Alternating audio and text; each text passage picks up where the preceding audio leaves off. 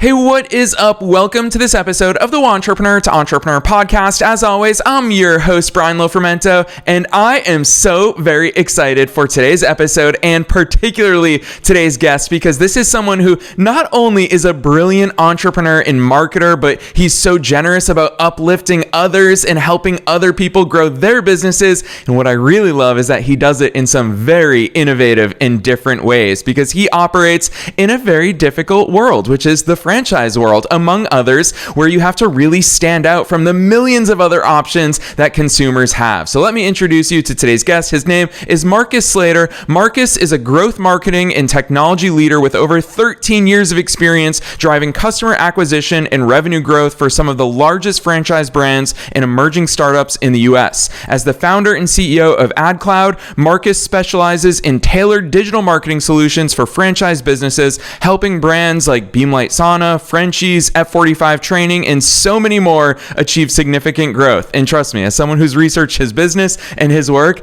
his clients love him. We're going to get a little bit of his secret sauce here in today's episode. His work has been recognized by Entrepreneur Magazine, Forbes, and the New York Times, and he was named Marketing Icon of the Year by OnCon 20. That is, I've looked deep into the history of that award, and they recognize so many incredible entrepreneurs throughout the years. So Marcus is someone who he's also going to shed a few insights. This is what I'm really excited about. I'm going to tease it at the top of this episode about how he's using AI in very different ways when it comes to engaging with leads. This is an episode that's going to help all of our businesses. I'm excited about it, so I'm not going to say anything else. Let's dive straight into my interview with Marcus Slater.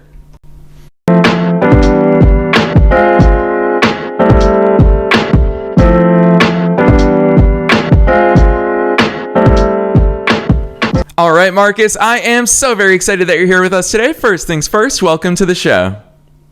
Thanks, and I'm excited to be here. Heck yes, you've got a lot to live up to from the intro that I've primed our audience with about you. So first things first, take us beyond the bio. Who's Marcus? How'd you start doing all these cool things?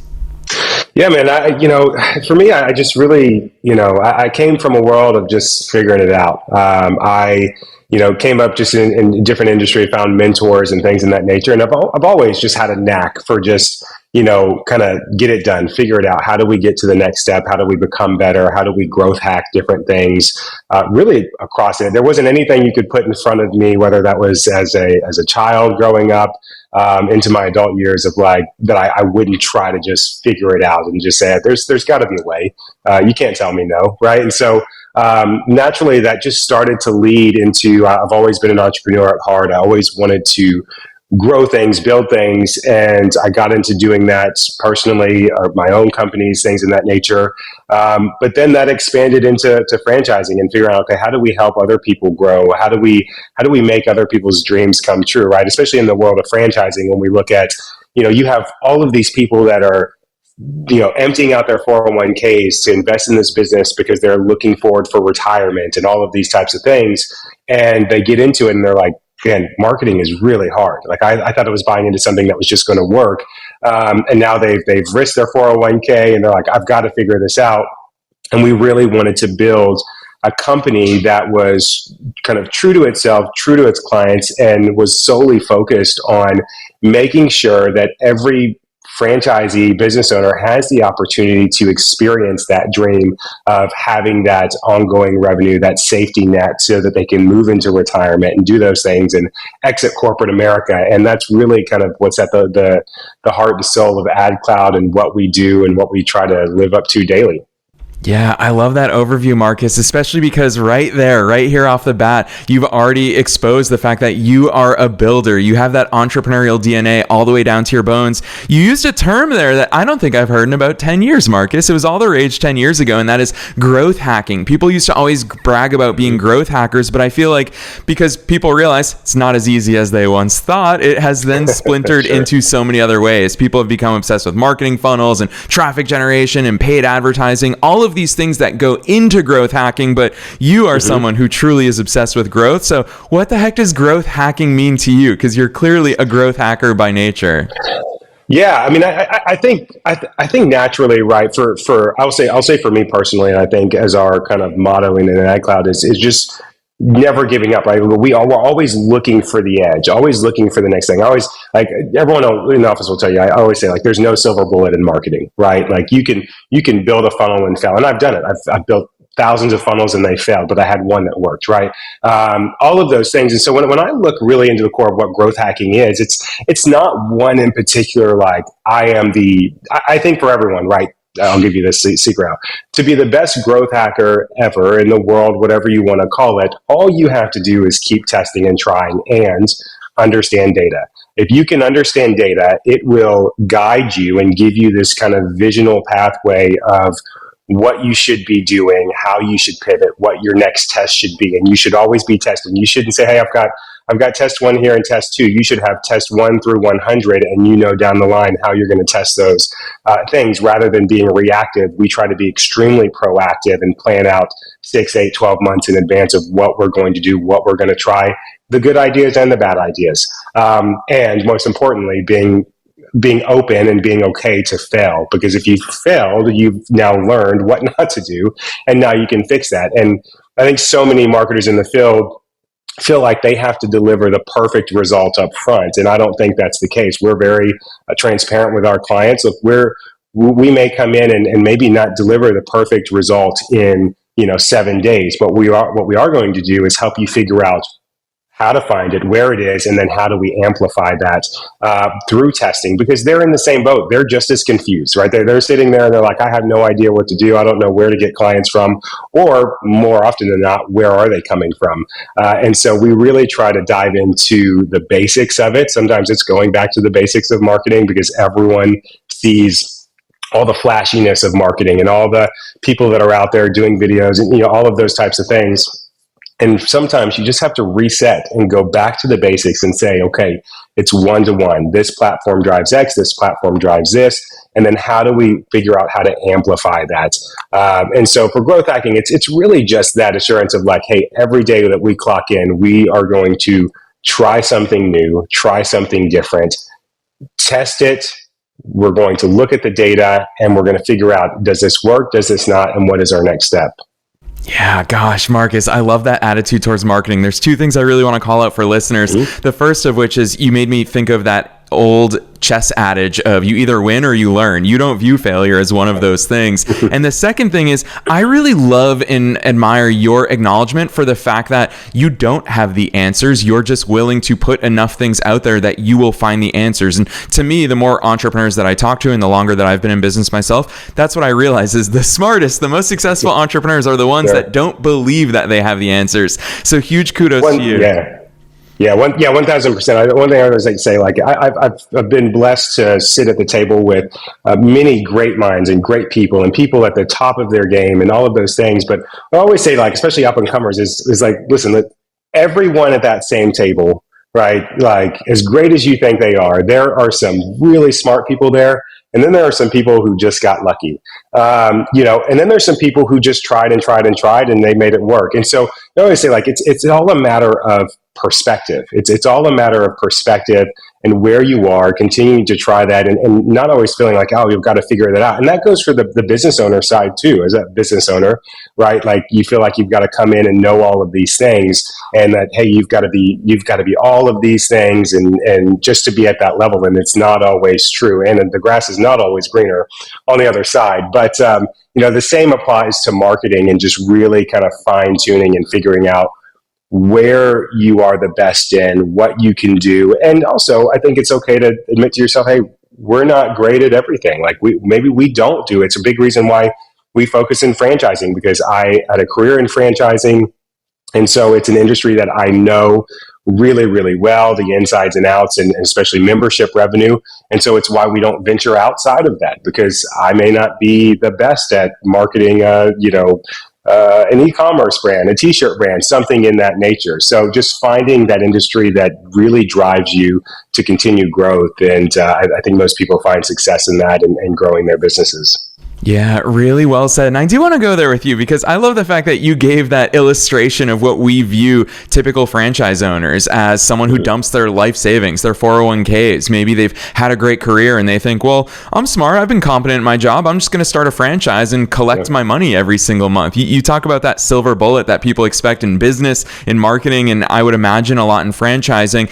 It seems to me, Marcus, the more that I looked into the work that you do, that you actually do help people recognize that successful view of what they hope franchising will be. I read one of your client testimonials. It was a guy who owns an F45 gym, and he raves about the fact that you achieve real growth for them. What's so hard about that franchise model? Why is it not the silver bullet that people expect when they get into it?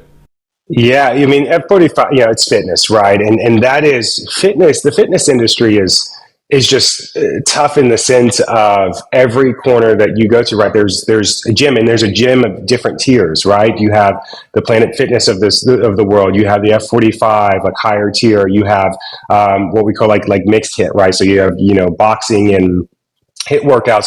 So there's all of these different options. And it's funny, I was just having this conversation the other day with a brand, and just saying, like, in fitness, you have to think, like, everyone who's interested, think about yourself. I'll put myself on the line here, right? And be vulnerable a little bit, right? When you're like, hey, I'm going to, it's Sunday, Monday's my day, right? I'm starting the diet, I'm doing all these things. It's such an instantaneous, like, I am starting this, I want to work out now. And so when you're looking for that gym, right, and you're looking for these things, you have to be, as the brand and as the business owner in F45, whatever that is, you have to be at the forefront of them being able to find you, understand what you do, what you offer, what it costs, and how to join really quickly. Because how many times have we all said, I'm starting tomorrow, right? I'm starting my diet, my fitness journey, all of these things tomorrow. Something bad happens and we can it all. So, within like 3 minutes, you have to be able to attract that. And that's what we talk about, like brand awareness, and making sure that the first thing that someone thinks about when they think fitness, we want them to think F45 Gallatin or F45 wherever you are. And it's that simple thing. I mean, fitness is just one of those things where it's just constant turn, and you're trying to figure out, and obviously you can find a little bit better baselines across other industries. We focus primarily in the kind of beauty, health, wellness, fitness industries, but in beauty, it averages out a little better. But in fitness, yeah, it's a tough one, and it's constant changing and testing. Everything from, you'll see every gym do like 7-day intro offers or things like that. We test everything from 3-day, 7-day, 13-day, 15-day, all of those things, because it's a mental game with the consumer, and really figuring out at this point in time, what is it that's connecting with them? What is that unique filler that's going to get them to come in and try a class? All of those things. And then you have to get over hurdles like, hey, the first week you're going to be really sore. You're probably not going to like us that much. But the second week you're going to start to see results, and you're going to feel a little better. So you have to make it into that what we call like the addictive week. And that's when that workout starts to become a little bit more addictive, and you've made some friends in the studio. So there is a long play game especially in the fitness world. Yeah, Marcus, hearing you talk about that, we've all been there where we convince ourselves this Monday we're going to start doing XYZ. I want to know about that catalyst and that spark for these business owners and franchise owners that you help. What's that catalyst? Because I would imagine, I'm not a franchise owner myself, but I would imagine a lot of them, when they open their franchise location, they think, oh, the franchise is going to back me with all the marketing initiatives that I need, and I'm not going to need any of that external help. Obviously, you have plugged that gap for so many franchise businesses across those industries. Where's that gap? What is the point at which they realize, hold on, we need a Marcus in AdCloud to step in and really help us achieve that growth? Unfortunately, a lot of times it's a little too late. Not in a bad way, but it's at the end of, like, they've tried all of these things. They've tried to DIY it. Maybe corporates tried to help and fill in the gap. I think what's important to understand about like corporate franchise entities is, they're managing 100, 200 locations, and they're not on the ground locally. They may not understand the local market. Their marketing teams are, 3 to 10 people. That's hard naturally, right, to balance that out and say, hey, we're gonna have the best results across the board when we have this limited manpower and team and all of those types of things. And so a lot of times when clients come to us, they're like, hey, or they're referred to us and they're like, hey, like we've been struggling for 6 months. Like we're kind of at the end of our rope. Our cash flow is burning really quickly. We need someone to save us, or we've got to close up shop. And I've heard that story too many times, right? It's one of those things that we really try to educate, because we want to change that. We want to transition that mindset of like, franchising is fun. It can be fun. It can change your life. I have many friends who have gone into franchising, and it has completely changed their life for the better. They end up owning, 50, 60 different units, things in that nature. But I would say that's about, 10% of them. For the rest of them, there is this natural struggle because they think that, hey, if I go in and I buy this brand that exists, it should almost run itself, right? Like it should, like people, I always say, like, the old notion, build it and they will come. That is long gone, right? Like it doesn't exist anymore with social media and your exposure rates. I mean, that stuff just doesn't exist anymore. And so they get into it and they're like, gosh, this is a lot harder than I thought. And so they start to reach out once it's, the wick is burned, and they're like, okay, someone's got to either save us or we've got to close up shop. And that's usually when we step in. Now, not all the time. There's a lot of referrals that come in, the people that join AdCloud from the very beginning, like, hey, we're launching, we want to launch strong. They understand the importance of having strong marketing. But, to be honest, there's a mindset that I haven't quite landed and understood yet, because I always say, like, in businesses, the first thing, when things go south, the first thing they always cut is marketing, right? Now, why would you cut the first thing? The only thing that's probably driving in growth, right? That should be driving in growth, that is creating that exposure. But I think it's just there's a mentality in the business world of like, we're not growing, we should cut the one thing that is actually maybe bringing in a few. Maybe it's not bringing in enough, and you can pivot. But I've seen so many people say, oh, we're not going to spend this month because, we need to see, some type of ROI and not have ad spend going out. And so, again, I think there's just an educational gap in business ownership. And like I said, you have to think about who franchises. It's normally people who have been 9 to 5 in corporate America, which is fantastic, but they've never been in the nitty gritty of being an entrepreneur and having to fight day in and day out with every fire and everything you have to put out. And it's exhausting. Not everyone is built for that life. And then at the end of the day, when you think everything's done, what's the one thing you have to think about? How do I grow more tomorrow? And so, that becomes really, really difficult, and you have to have some endurance to be able to get through that. And I would say a fair amount don't, but the ones who are learning are shipping it out to, AdCloud and other agencies and things in that nature. And they're finding that success and that investment is far worth it. And, I think at AdCloud, we obviously do things a little differently, and we have AI integrated, and we have leveraged technology to maximize what we can do for the clients. And so there's a huge benefit there. And we're just getting started. But our goal is just to really educate every franchise unit that, hey, there is a way to do this and to do it right, and to not be playing catch up every month of the year.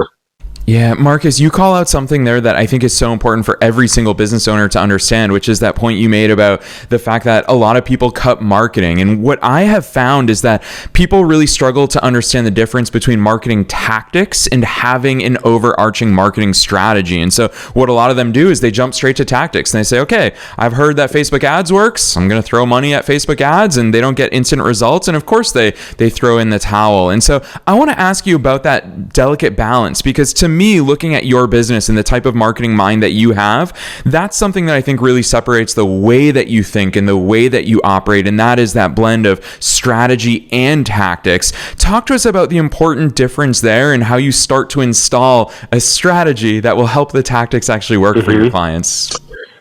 Yeah, I mean, I think market research is at the very top, right? There's so many people that'll go and just, like you said, they'll dump cash into Facebook ads, or the worst thing I've ever heard, boosting posts, right? And like there's no strategy behind it. There's no, like, it's just like, hey, let's just publish this but let's hope that something happens, right? And so many times I hear, well, we spent $500 a month boosting posts, but And, we had some people come in, but we're not sure if that's where they came from or where they came from. And I always say, like, if you can't measure it, you shouldn't be running it, because then you have no way to amplify. Maybe it did work, but you have no way to amplify that and make it successful over the next 12 months.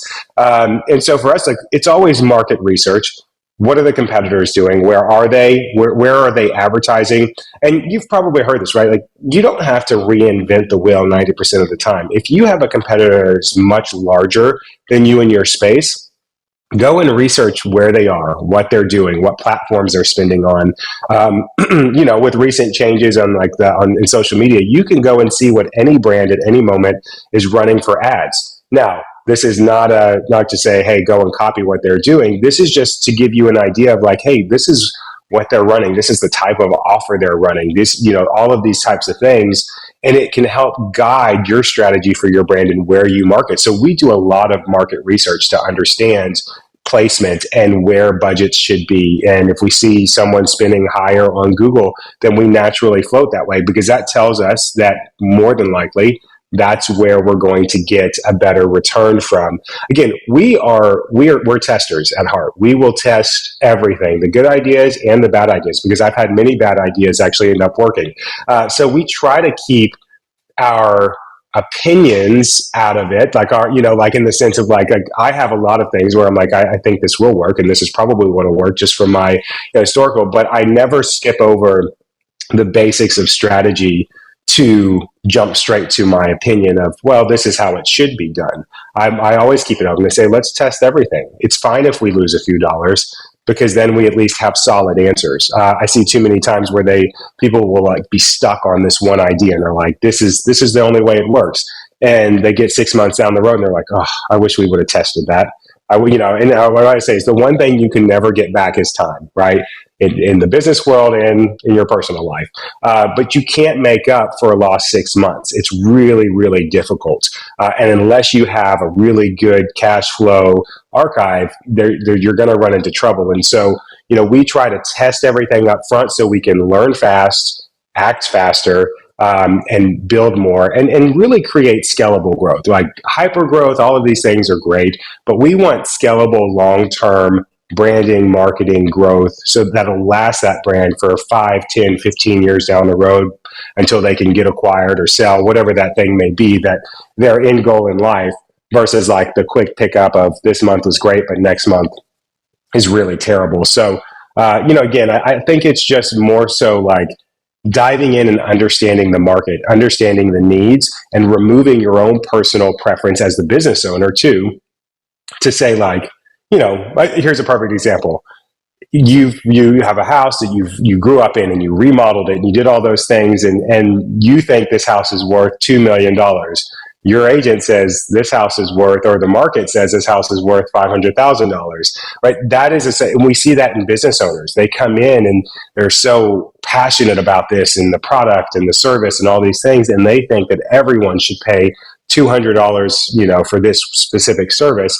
And that just isn't always the case. You have to look at where the market is and build from there. And so that sometimes can be their Achilles heel of not recognizing and saying, okay, this is where the market actually is. And so, but market research answers a lot of those questions for us and for the owner. And again, we spend a lot of time just educating and really making sure that they understand everything we're doing as an agency, every step of the way, how we can help them, what we can do to continue to grow that. But we want them right alongside us. I don't want them in the dark. We never want them in the dark of like, well, I don't know why it's working. I don't know what they're doing. I think they're doing something. We want to make sure that they're growing with us and understanding this is what we're doing, why we're doing it, how we're doing it, and this is why it works. And this is when we should amplify that specific thing, because we want them to become smarter in the marketing world, not to be tactical and not to go do it on their own, but so that they can wake up in the morning and in 60 seconds say, we're winning or we're losing. And if we're losing, we have to do X. And that is our number one goal with every client. Yes, test everything. Marcus, kind of that invisible force that I'm seeing that is another thing that makes you a little bit different is that ability to put the ego to the side. Probably a lot of people are convinced, coming back all the way to what we started this conversation out as, they're convincing themselves that they have the answers. You're just super willing to say, I don't know, let's test everything, literally everything from square one. So I love that approach. All right, we need to go here because I know that listeners are going to be super excited to hear your thoughts on this. I teased it at the very top, and that is, of course, AI-powered lead engagement. Marcus, let us in on your secrets. It sounds to me like you're doing some really cool things there. So what is AI-powered lead engagement? Yeah, it was this kind of just thought up of around, we have a fantastic partner in the AI world in TrueLark, and we wanted to. We spent so much time, and especially like in my career on the franchising side, of saying like, hey, like lead gen, everyone's in lead gen, right? And I'll break it down a little bit, right? Lead generation, you see a form, Facebook lead form, online, you fill out a form, name, email, phone number, and what traditionally happens, right? People are calling, you're getting a call or text from the business. 30 minutes later, a day later, we've seen some as bad as 6 days later, right, in that follow-up. And rule of thumb is if you don't follow up within 6 minutes, that lead is dormant, dead, and they've moved on. Especially in fitness world, in the beauty world, in the wellness space, people, because they're like, hey, I want this now. I want to fix this now, right? I want this haircut. I want these lash extensions. I want to go to the gym now. I want the sauna therapy. I want it right now. And I want the provider now. And I want to know. And so what we were trying to solve is that gap of, we consistently kept hearing, not on the AdCloud side, but on the franchisee side, like, people just aren't answering the phone. They're not replying to text. And there was such a delay in that. And so, people started to build up into what I call semi-auto, which is like, hey, well, you can automate a text, right? You can automate a text to go out a minute later. It says, hey, Marcus, here's your intro offer. You can go to, adcloud.com to book your appointment. Now, is that better than manual follow-up? Absolutely. Is it the best? No, because now what are you doing? You're saying, hey, here's your text with what I just told you when you filled out the form. And now you have to click here, you have to go to the site, you have to fill out, and then you have to book your appointment. So now you've got 7 more steps before you can be done. So, what we started to look at is like, how do we really optimize this and make it efficient so that someone can book an appointment in as little as like 40 to 60 seconds? SMS, right? It's the highest used, thing that we have on our phones, right? And then that's what we do. And so we wanted to integrate AI capability to where a lead submits and says, hey, yeah, I'm interested in this intro offer or for new client offer. They receive a text message within a couple seconds that says, hey, Marcus, here's your intro offer. We have time available tomorrow at 10 a.m. with Sarah. Would you like to go ahead and book this, or would you like another time?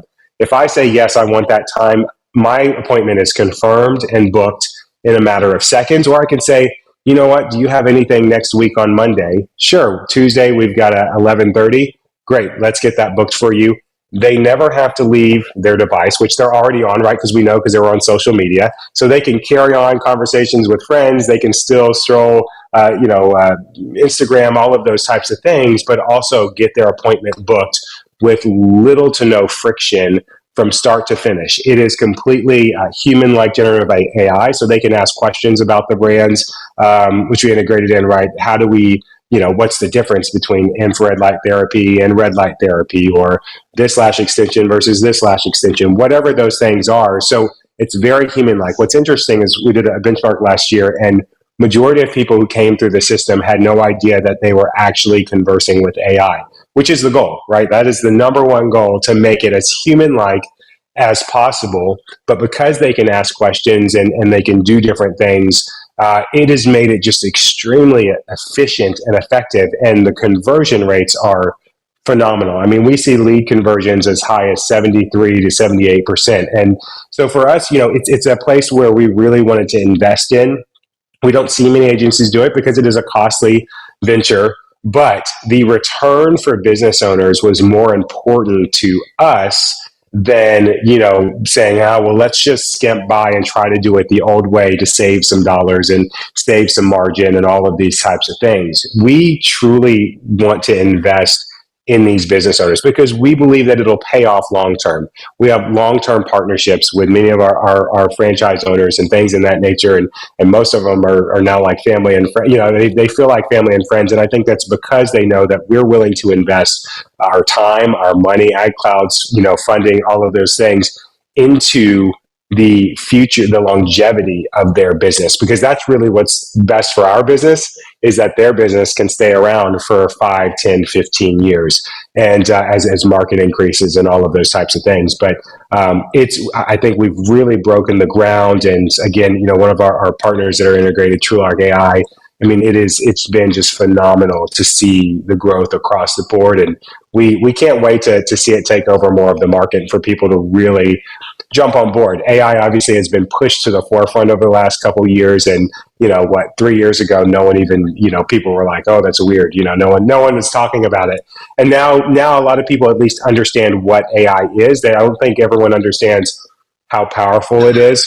But I think we're starting to show all the ways that it can be applied, and especially in marketing, it's really endless on that side. But we're all about maximizing the ad budget, maximizing the owner's spent dollars, and we want to make sure that no penny is spent without making sure that every stone has been turned over, and that we've looked in every area to get them to convert. And again, with AI, it's just become extremely effective for us to have that integrated, to build that into our system, and be directly imported into the point of sale systems that most of our clients use, and it just makes it just really, really effective. Yeah, Marcus, it's so cool hearing those insights. And I will say that it also shows how invested you are in your clients, because here you are not only talking about marketing and business with us today, but also talking about the process of getting lash extensions. You understand all of these things.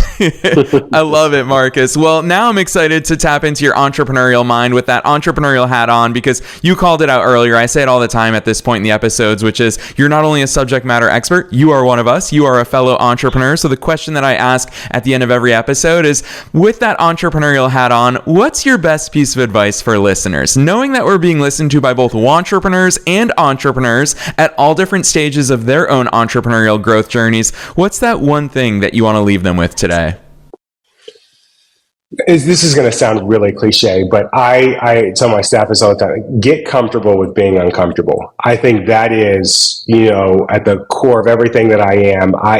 You'll never see me waver, no matter what the situation is, and I think that's in everything. As an entrepreneur, like I said, I said earlier in the segment, of like, it is one of the most grueling things, I think, that anyone on the outside, it looks great, right? You're like entrepreneur, you've got all the hours in the world, you can do whatever you want, you can vacation, and at the end of the day, you work twice as much as you would have if you would have stayed in corporate America, and it's a lot harder. And then when you start to have staff and all these things, you now provide for other people's family, and there's the stress of that. But I think you have to really get comfortable with being uncomfortable and acknowledging that, hey, look, I may not be the best today, but I'm going to continue trying, and I'm going to find ways, again, back to the growth hack. I think growth hack, that terminology can be applied to every part of your life, business and personal, but I'm going to find a way to make it work. I'm going to find a way to grow. And even sometimes that means not being the smartest one in the room. Sometimes it means stepping aside, putting your ego aside and saying, I need help. And I do that often, and it's a constant learning, right? To say, hey, I'm not the best person for this job, but I can find the person that is the best at that. And so, for me, I think it's just a natural state of just saying, like, I'm in this, I'm going to make it work no matter what, and actively making moves every day to do it, and write it down. I know I'm not a paper and pen guy, but put it somewhere. Make sure that you're setting these daily goals for your business and saying, like, this is what I need to reach. This is what I want to reach. This is what I have to reach, whether that's on the weekly basis, a monthly basis, a 6 month, a yearly, quarterly, 5 years, whatever that is. And do check-ins. Block off time on your calendar and say, every Monday and Friday, I'm going to check in and say, hey, did I reach that? No. Why? What do I do next week to make it better? What do I do tomorrow to make it better? Don't wait 6 months to look back and be like, oh, we kind of missed the boat. What do we do now? You need a constant daily check of I'm winning, I'm losing, how do I fix it, and how do I get back on the right path? And if I'm winning, how do I amplify that and make it work? But again, it all just goes back to just you've got to be comfortable being uncomfortable and being able to pivot without your ego. Yes, important advice. And Marcus, I will publicly say that what I really appreciate about that advice that you're giving our listeners is that it's advice that you practice what you preach. That has been on display fully in our conversation here today. So I'm so grateful for that. At this point, I know that listeners are going to be keen to check out your business. I've obviously had the great pleasure of scrolling through your website, seeing all the great clients that you work with, the industries. When you talk about the AI lead generation services that you've embedded into the way that you operate, I love that headline, say goodbye to cold leads. So for listeners who want to go check out all this great stuff that you're up to, drop those links on us. Where should listeners go from here?